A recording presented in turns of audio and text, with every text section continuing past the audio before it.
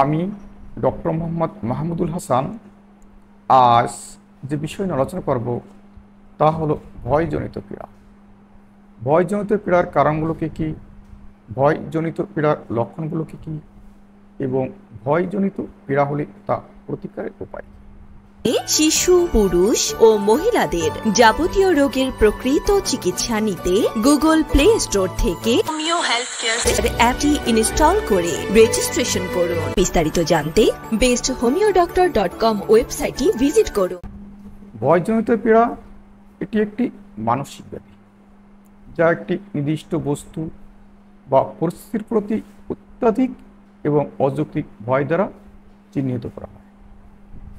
এই ভয় এত তীব্র হতে পারে যে এটি ব্যক্তির দৈনন্দিন জীবনে উল্লেখযোগ্য বাধা সৃষ্টি করতে পারে।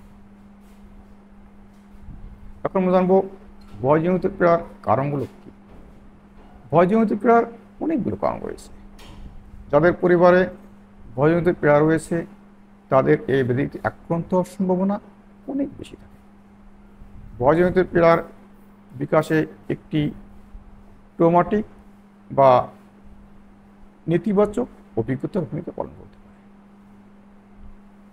দীর্ঘস্থায়ী বা তীব্র চাপ ভয়জনিত পীড়ার বিকাশে অবদান রাখতে পারে।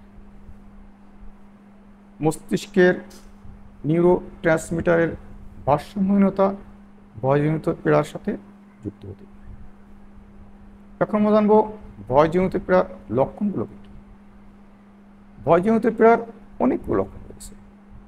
তীব্র ভয় বা উদ্বেগ দেখা দিতে পারে যখন সে ভয়ের সম্মুখীন হয়। আতঙ্কের আক্রমণ দেখা দিতে পারে। প্যানিক অ্যাটাকের সমস্যা দেখা দিতে পারে। ভয়ের উৎস এড়াতে চেষ্টা করতে পারে। শারীরিক লক্ষণ যেমন ঘাম, কাঁপুনি, হৃদস্পন্দন বৃদ্ধি, শ্বাসকষ্ট, বমিভাব ও বমি হতে পারে। মনোযোগ ধরে রাখতে অসুবিধা দেখা দিতে পারে। একাগ্রতা হারাতে পারে। বিষণ্ণতা দেখা দিতে পারে। এখন আমরা জানবো ভয়জনিত পীড়া হলে তা প্রতিকারের উপায় কী। ভয়জনিত পীড়া দেখা দিলে দ্রুত ডাক্তার নিকট সম্পন্ন হয়ে সঠিক চিকিৎসা নিলে এই সমস্যা থেকে মুক্তি পাওয়া সম্ভব।